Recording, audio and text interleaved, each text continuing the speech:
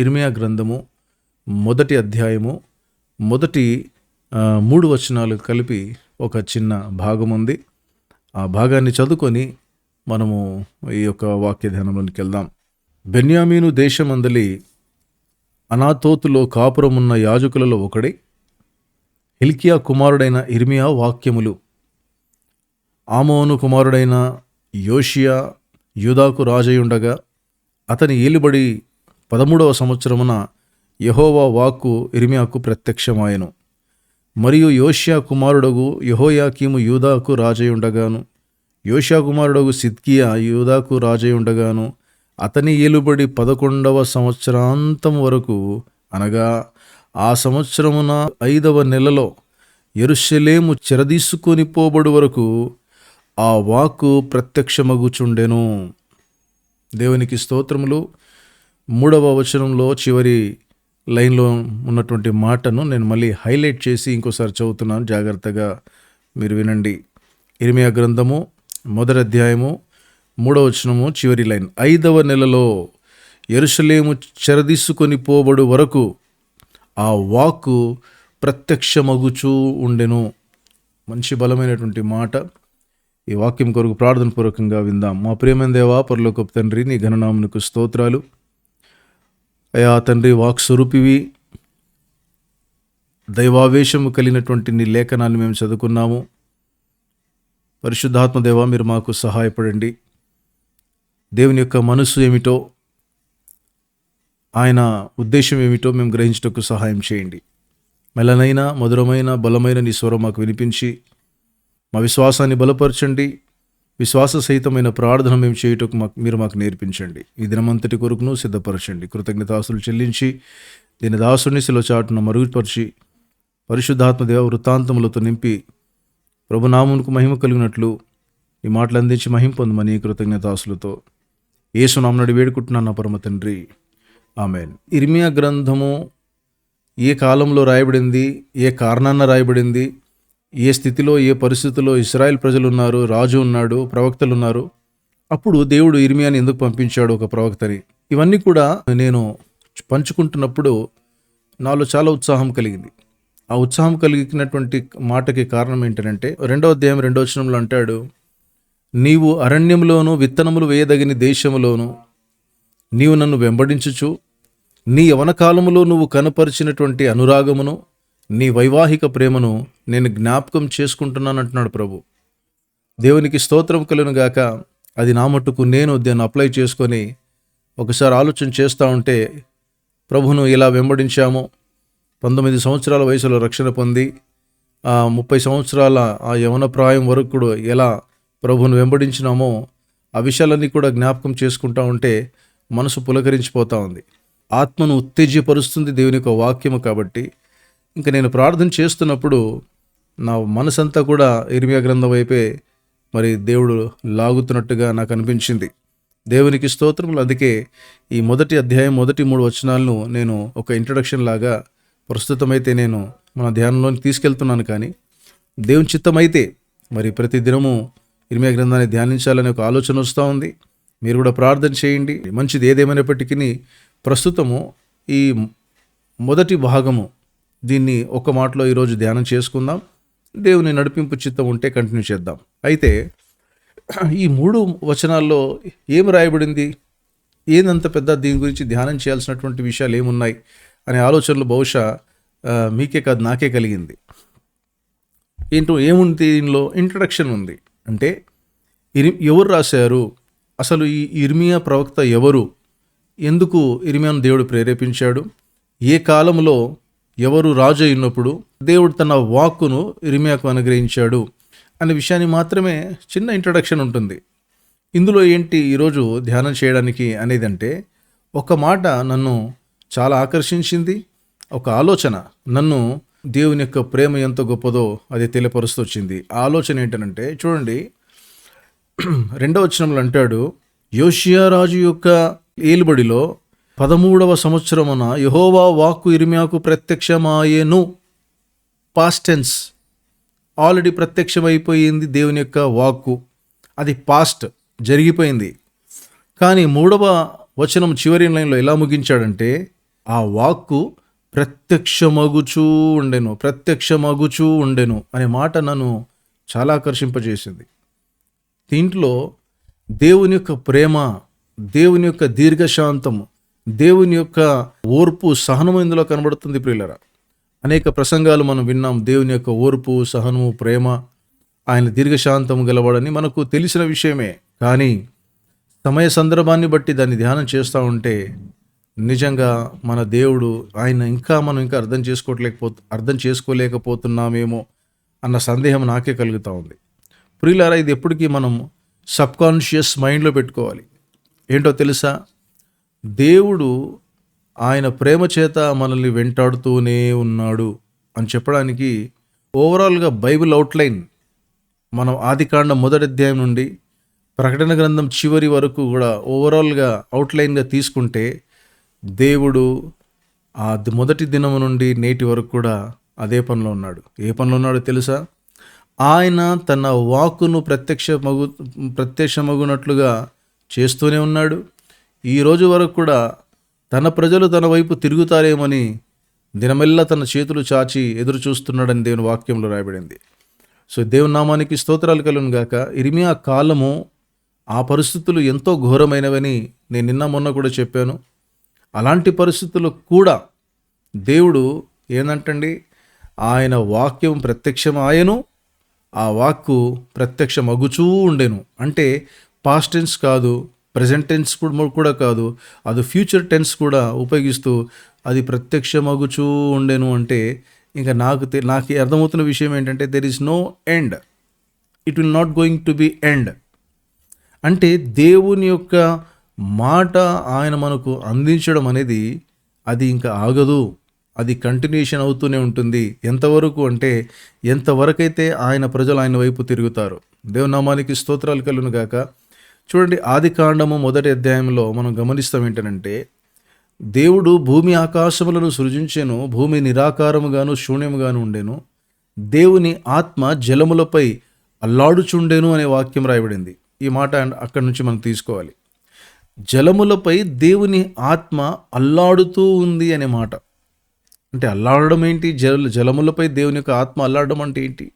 ఆ మొదటి మానవుడు ఆదాము అవ్వలు వాళ్ళిద్దరు చేసినటువంటి ఆ అవిధేయతను బట్టి, వాళ్ళిద్దరి ద్వారా వచ్చినటువంటి పాపమును బట్టి, వాళ్ళిద్దరి ద్వారా సంక్రమించిన మరణమును బట్టి దేవుడు అల్లాడిపోయాడు అనేది ఆ తొలి దినాల్లో నుండి కనబడుతూ ఉంది.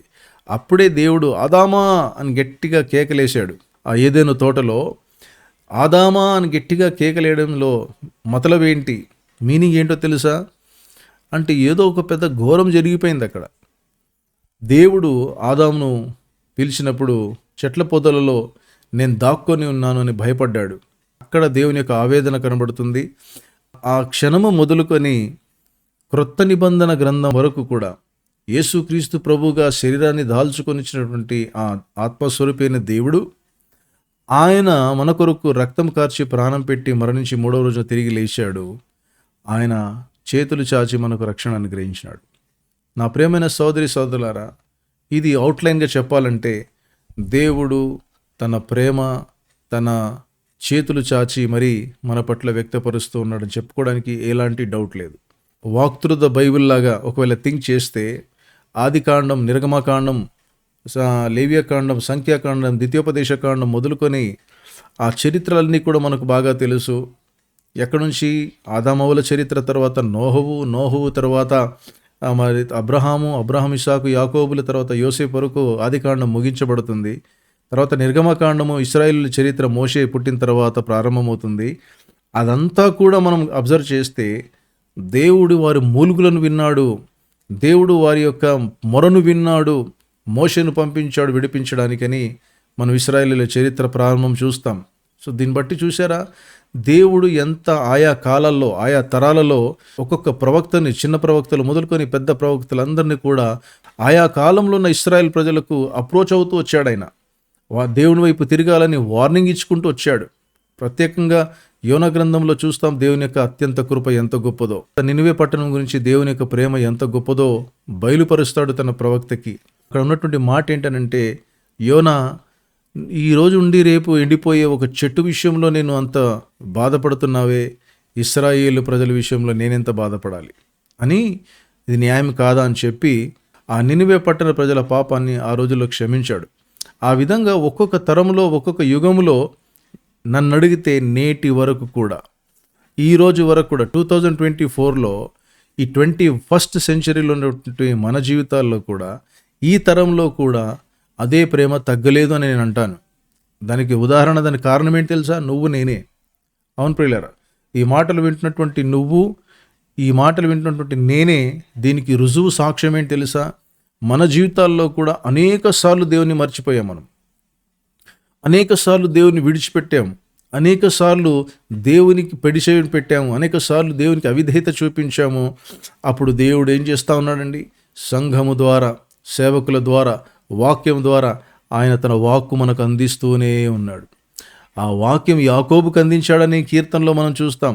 అందుకే పాట కూడా పాడతాం కదా, వాక్యమును యాకోబుకు తెలియజేసిన వాడని ఏ జనముకిలాగునా చేసి ఉండలేదని, దేవునికి స్తోత్రము గానము చేయుటయే మంచిది. అవును ప్రియులారా, యాకోబుకు ఆ వాక్కును ప్రత్యక్షపరిచినటువంటి దేవుడు, ఆ వాక్యమే కృపా సత్య సంపూర్ణుడిగా మన మధ్యలో నివసించాడు. అంటే చూడండి ఎంత ప్రేమ గలవాడైన. యోహాను సువార్త 3:16లో దేవుడు లోకమును ఎంతో ప్రేమించెను అనే మాటకి అసలు సరిహద్దులు లేవు, సరిహద్దులు లేని ప్రేమ అయింది. దేవునామానికి స్తోత్రాలు. అక్కడే కనబడుతుంది, ఆదియందు వాక్కు ఉండెను, వాక్కు దేవుని యొద్ద నుండి, ఆ వాక్యే దేవుడై ఉండెను, ఆ దేవుడైనటువంటి వాక్యే కృపాసత్య సంపూర్ణుడిగా శరీరాన్ని దాల్చుకొని లోకానికి వచ్చినటువంటి వాడు ఆయనే నజరేయుడైన యేసుక్రీస్తు ప్రభు, ఆయనే ప్రేమగల యేసుక్రీస్తు ప్రభు, ఆయనే మన కొరకు ప్రాణం పెట్టినటువంటి మన ప్రాణప్రియుడు, మన ప్రాణనాథుడు. ప్రియులారా, దేవనామానికి స్తోత్రాలు కలుగును గాక. ఆ దేవుడు అంటున్నాడు, దినమెల్లా నేను నా చేతులు చాచి మీ వైపు చూస్తూ ఉన్నాను.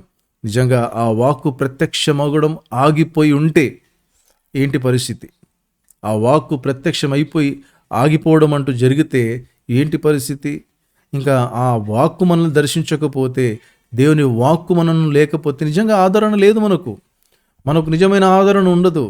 అందుకే దేవునికి స్తోత్రములు. ఈ మాటల చేత ఒకరినొకడు మీరు ఆదరించుకోండి అంటాడు. ఈ మాటలే లేకపోతే, నిత్య జీవపు మాటలు కలిగిన ప్రభు యొక్క వాక్కు మన జీవితాల్లో లేకపోతే, వాక్యమే లేకపోతే అంతా చీకటే. ఏంటి చీకటి? మన త్రోవంతా చీకటే. ఆయన వాక్యము మన పాదములకు దీపము, మన త్రోవకు వెలుగై ఉన్నప్పుడు, ఆ దీపము త్రోవ లేనప్పుడు చీకట్లోనే నడవడం కదా ప్రియులారా. అంటే ఏంటి దాని అర్థం? ఈ రోజు వరకు కూడా ఆధ్యాత్మికమైన జీవితంలో దాని అర్థం ఏంటంటే, ఎంతమంది అయితే దేవుని చేత ఏర్పరచబడినటువంటి విశ్వాసుల గురించి మాట్లాడుతూ ఉన్నాను, శేషించబడినటువంటి ప్రజలు, ఏర్పాటు చేయబడినటువంటి ప్రజలు, అలనాడు ఇర్మియా కాలంలో ఇశ్రాయేలు ప్రజలు కూడా అలాంటి వాళ్ళే. కానీ ఏమైపోయింది? జీవజలములో ఊటైన దేవుని మరచిపోయి నీళ్ళు నిలువని తొట్లను వాళ్ళు తొలిపించుకున్నారని 2 నేరాలు దేవుడు వారి మీద మోపాడు కదా. ఈరోజు క్రైస్తవ సమాజంలో విశ్వాసుల పరిస్థితి ఏమైపోయింది? వాళ్ళు తమ యవన కాలంలో కనపరిచిన ఆ మొదటి ప్రేమ ఏమైపోయిందని దేవుడు వాపోతున్నాడు. దేవునామానికి స్తోత్రాలు కలుగును గాక. దేవుడు మరలా ఆ ప్రేమను ఆశిస్తున్నాడు. మరలా దేవుడు మన ఆత్మీయ జీవితాలను నూతన పరచాలని ఇష్టపడుతున్నాడు. మొదటి ప్రేమ చేత ఆయనను ప్రేమించాలని దేవుడు ఇష్టపడుతూ ఉన్నాడు. ప్రియులారా, ఇప్పటికైనా మనం ఏం చేద్దాం తెలుసా? విశ్వాసులమైనటువంటి మనము మనుషులను సంతోషపెట్టడం కాకుండా నీ ప్రాణనాథుడైనటువంటి యేసుప్రభును సంతోషపెట్టడం ప్రారంభించు. ఆయన దృష్టికి యోగ్యుడిగా, యోగ్యురాలుగా బ్రతకడం ప్రారంభించు. ఆయన ప్రేమకు భద్రాలవై జీవించడానికి ప్రయత్నం చేయి. ఆయనను హత్తుకునే ప్రయత్నం చేయి. నా ప్రియమైనటువంటి సోదరి సోదరులారా, ఆయన వాక్కు ప్రత్యక్షమగుచూ ఉండెను. ఇప్పటికీ కూడా, ఈ క్షణంలో కూడా ఆ వాక్కు నీతో మాట్లాడుతూ ఉన్నాడు. ఏ వాక్యమైతే ఇర్మియా కాలంలో ఇర్మియాకు ప్రత్యక్షమైందో, ఆ తర్వాత యోషియా తన రాజ్యము పరిపాలిస్తున్నప్పుడు, తన 2 కుమారులు పరిపాలిస్తున్నప్పుడు, ఆ కాలము వరకు ఎంతవరకు తెలుసా? విచారం ఏంటనంటే, అక్కడ రాయబడిన మాట, యెరూషలేము చెరదీసుకొని పోబడు వరకును ఆ వాక్కు ప్రత్యక్షమగుచూ ఉండెను. అంటే చెరలోనికి వెళ్ళిపోయే వరకు కూడా సోయ లేకుండా బ్రతకడం. ఆ చెరలో ఆ వేరే బబులోను రాజు వచ్చేసి చెరపట్టుకొని ఆక్రమించేంత వరకు సోయ లేకుండా బ్రతుకుతున్నారు వీళ్ళు. అందుకే ఆ మాట ఎంత చక్కగా రాయబడింది చూడండి. యెరూషలేము చెరగొని పోబడు వరకును ఆ వాక్కు ప్రత్యక్షమగుచూ ఉండెను. ఈ మాటలు వింటున్నటువంటి నా ప్రియమైన సోదరి సోదరుడా, నీ జీవితంలో చీకటి కమ్ముకొనకపోతే, దుర్దినములు రాకముందే నీ సృష్టికర్తను స్మరణకు తెచ్చుకోమని దేవుని వాక్యం సెలవిస్తూ ఉంది. ఏ స్థితిలో నువ్వు ఎక్కడ పడ్డావో ఒకసారి ఆలోచన చేసి, ఏ స్థితిలో దేవుని మర్చిపోయినావో ఒకసారి ఆలోచన చేసి, ఏ స్థితిలో యథార్థతను కోల్పోయినావో ఒకసారి ఆలోచన చేసి, ఏ స్థితిలో మొదటి ప్రేమను కోల్పోయినావో ఒకసారి ఆలోచన చేసి, ఏ స్థితిలో నీ యవన కాలం నువ్వు కనపరిచిన అనురాగాన్ని పోగొట్టుకున్నావో ఒకసారి ఆలోచన చేసుకొని, కమాన్, మళ్ళీ దేవుడు అంటున్నాను, నరులారా తిరిగి రండని యెహోవా సెలవిచ్చుచున్నాడు. దేవునామానికి స్తోత్రాలు. నాకు తెలియదు ఈ విషయాలు ఎవరితో దేవుడు మాట్లాడుతూ ఉన్నాడు. ఈ మాటలు వింటున్నటువంటి ఎవరైనా సరే, నాకు నేను, మీకు మీరు, మనకు మనమే పరీక్ష చేసుకుందాం. మొదటి ప్రేమ చేత దేవుణ్ణి మరలా ప్రేమించడానికి ఒక నిర్ణయాన్ని తీసుకుందాం ప్రియులరా. ఇక మనుషులను సంతోషపెట్టడం మానేద్దాం. మనుషులకు కనబడవలెనని మీరు ఏమీ చేయకూడదని మత్తయి సువార్త 6:5-6 కనబడుతుంది కదా. ఏమేమి చేయొద్దంటాడు? ఉపవాస ప్రార్థన గురించి మాట్లాడాడు, పర్సనల్ ప్రేయర్ గురించి మాట్లాడినాడు, దాన ధర్మాల గురించి మాట్లాడినాడు. అనేక విషయాలు మనుషులకు కనబడవలెనని చేసే ప్రయత్నము ఇంకా మానేద్దాం మనం. దానివల్ల ఎలాంటి ఉపయోగం లేదు. మనుషులను సంతోష పెట్టడము మానేసి నీ సృష్టికర్త అయినటువంటి దేవుని సంతోష పెట్టడం ప్రారంభిద్దాం. దేవనామానికి స్తోత్రాలు కలుగునుగాక. నీ దుర్దినములు రాకముందే సృష్టికర్తను స్మరణకు తెచ్చుకో అని దేవుడు సెలవిస్తూ ఉన్నాడు. నువ్వు చెరలోనికి కొనబడిపోకముందే దేవుడు అంటున్నాడు, స్టాప్, ఆగిపో, ఇప్పుడన్నా ఆగు, ఇంకా నా వాక్యం ప్రత్యక్షమగుతూనే ఉంది, ఇంకెప్పుడు ఆగుతావు? When you will stop the wicked way? ఎప్పుడు నీ జీవితాన్ని, పాపపు జీవితాన్ని, లేకపోతే వేషధారణ జీవితాన్ని ఎప్పుడు నువ్వు ఆపేస్తావు అని దేవుడు ఇష్టపడుతున్నాడు. ఇప్పటికేం కాలేదు, పశ్చాత్తాపడదాం, ఆయన వైపు తిరుగుదాం.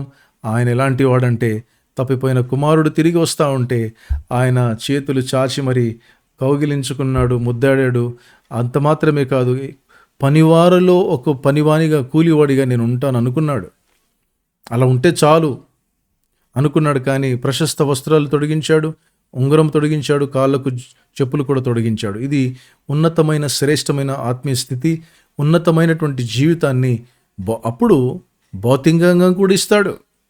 ఆధ్యాత్మికమైన జీవితంలో ఈ రక్షణ వస్త్రాలు మనము ఆయన రక్తంలో కడుక్కొని, పరిశుద్ధపరుచుకొని, రక్షణ వస్త్రాలు తిరిగి తొడుక్కొని, ఆ చేతికి ఉంగరం తొడుక్కొని, అధికారంతో నింపబడి, ఆత్మతో నింపబడి, ఆ తర్వాత సువార్త కొరకు మనం సిద్ధపడితే, నశించిపోతున్న ఆత్మల పట్ల భారం కలిగి మనం గనుక నిలబడితే, సమాధాన సువార్త వలనైన జోడు తొడుక్కొని, సర్వాంగ కవచం ధరించుకొని దేవునికి లోబడడం ఎప్పుడైతే ప్రారంభిస్తామో ప్రియులరా, నేను చెప్తున్నాను, ఆటోమేటిక్గా గ్రోత్ వెనకాల తరుముకుంటూ వస్తుంది.